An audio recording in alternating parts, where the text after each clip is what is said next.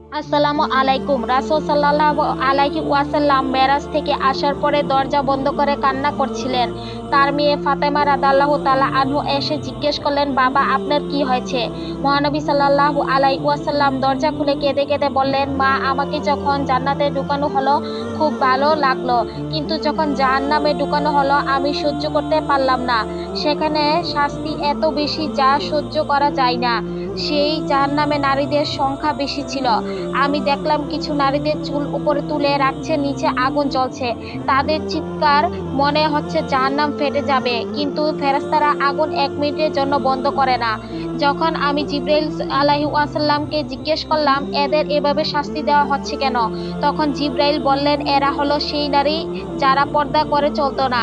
এরা রাস্তাঘাটে চুল বের করে হেঁটেছে। এসব শুনে ফাতেমা রাদিয়াল্লাহু তাআলা আনহু বললেন, বাবা আমি নিজে পর্দা করি, তবুও আজ থেকে এমন পর্দা করব যেন সকল মুসলিম মা বোনেরা পর্দাশীল নারী হয়ে ওঠে।